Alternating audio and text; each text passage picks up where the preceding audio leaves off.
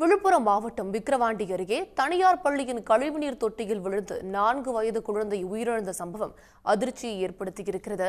இதுகுறித்தான கூடுதல் விவரங்களை வழங்குவதற்காக நம்முடைய செய்தியாளர் சிவச்சந்திரன் இணைகிறார்.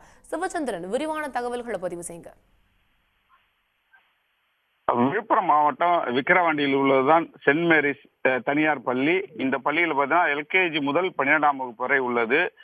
இந்நிலையில் தான் அதே ஊரை சேர்ந்த பழனிவேல் என்பவருடைய 4 வயது குழந்தை தான் அந்த பள்ளியில் எல்கேஜி படித்து வந்தது. இந்நிலையில் அந்த பள்ளியின் வளாகத்திலே, அதாவது கழிப்பிடத்திற்கு அருகேயே அந்த செப்டிக் டேங்க் உள்ளது. அந்த பகுதியில் அந்த செப்டிக் டேங்க் உடைஞ்சு உள்ளே இறந்த நிலையில் கிடந்துள்ளது.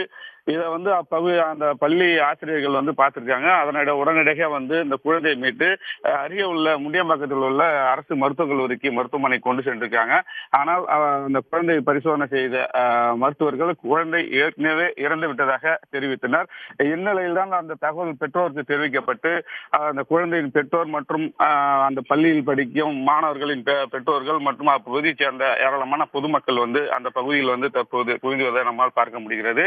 அதாவது அந்த செப்டிக் டேங்க் பழுதடைந்து, அதாவது துருப்பிடித்து நீண்ட நாட்களாக இருந்த அது சரி செய்யாததுனால அதன் மீது அந்த குழந்தையை விளையாடி இருந்ததாக கூறப்படுகிறது.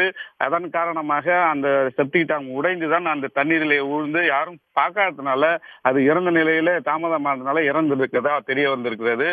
இந்நிலையில தான் தற்போது இந்த பள்ளி நிர்வாகத்தின் மீது நடவடிக்கை எடுக்கின்ற ஒரு கோரிக்கையோடு தான் அங்கு 100க்கும் மேற்பட்ட பெற்றோர்கள் அப்பகுதி மக்கள் குவிந்திருக்காங்க.